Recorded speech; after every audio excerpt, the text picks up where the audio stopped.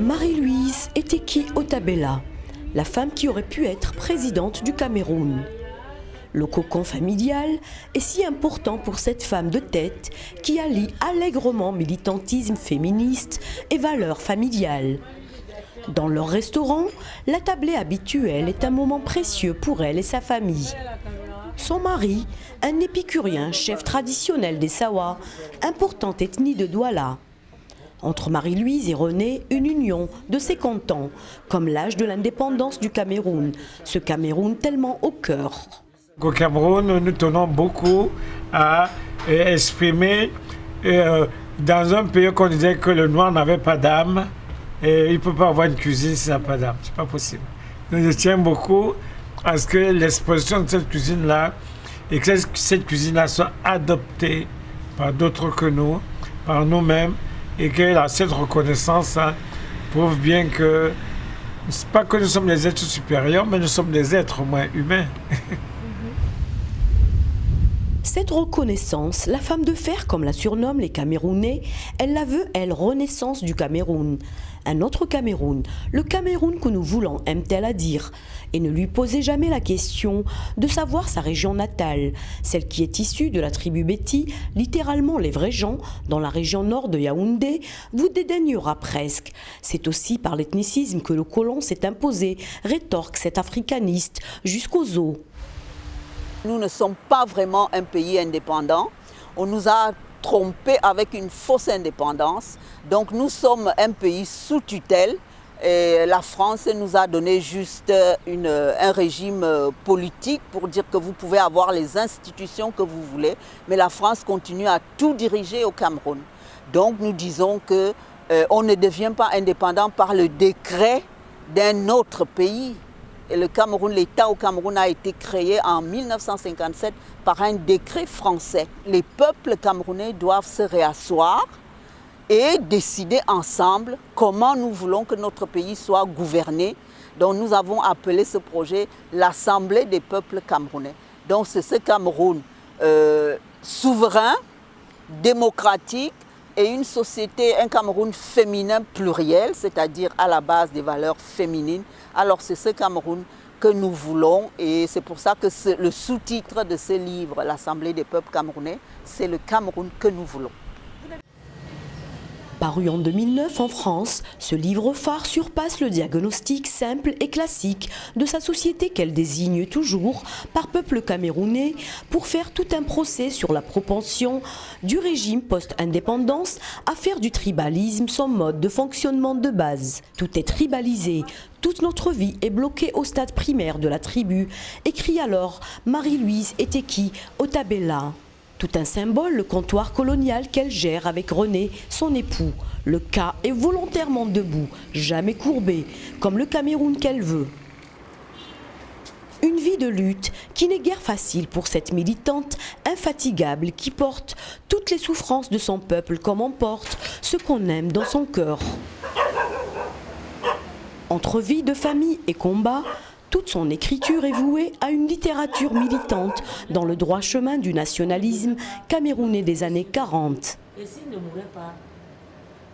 Son combat politique pour un État camerounais qu'elle veut juste, elle le puise aussi de sa grand-mère, avant même d'être inspirée par le féminisme de Simone de Beauvoir, son maître penseur au féminin, dirait Marie-Louise Eteki Otabella.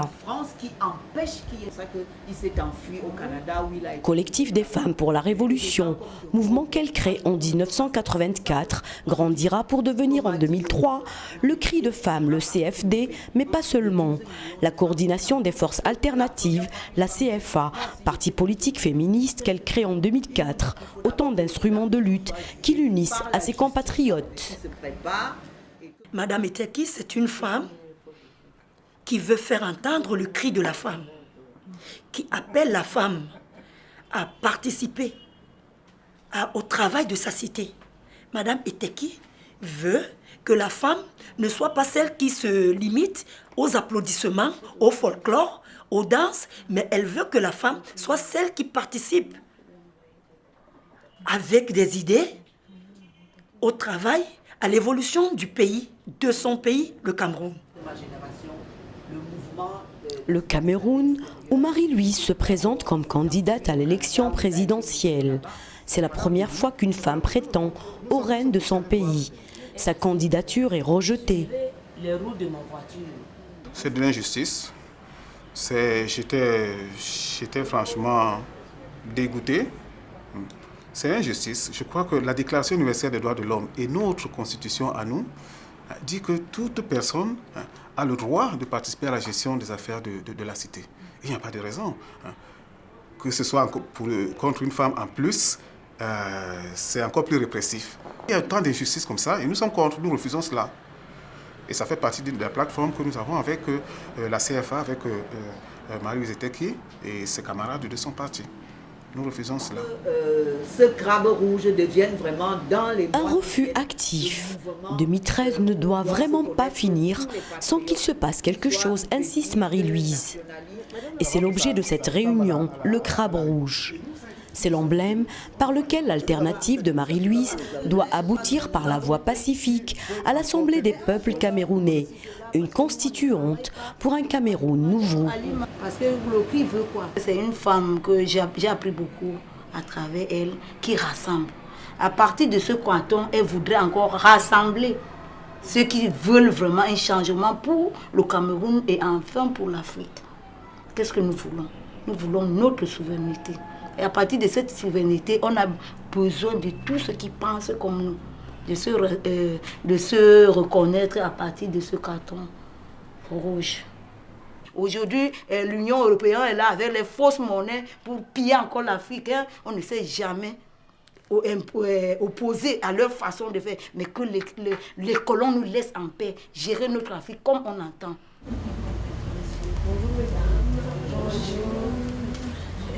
Vous regardez le rôle qu'elle a joué pour toujours essayer de défendre les droits des Camerounais, des Africains, les livres qu'elle a écrits. Pour moi, je pense que c'est l'essentiel. Bon, peut-être que pour elle, l'aboutissement, ça serait la présidente de la République, mais je pense qu'on peut faire des tas de choses au Cameroun sans être forcément ministre, sans être seulement président de la République.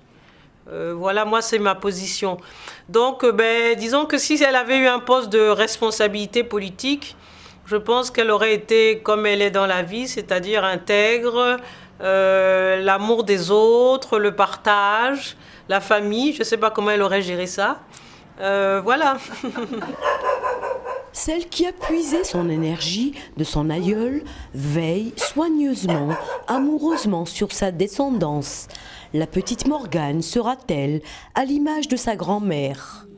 Les années 50. Moi, j'ai 3 enfants. Ils ont fait des études, mais aucun ne peut travailler dans une structure ici au Cameroun. Entreprise, administration, ils ne peuvent pas. Parce que c'est les enfants de Madame Eteki, c'est les enfants de Monsieur Eteki. Donc, ils sont obligés d'essayer de faire leurs propres affaires, tout ça.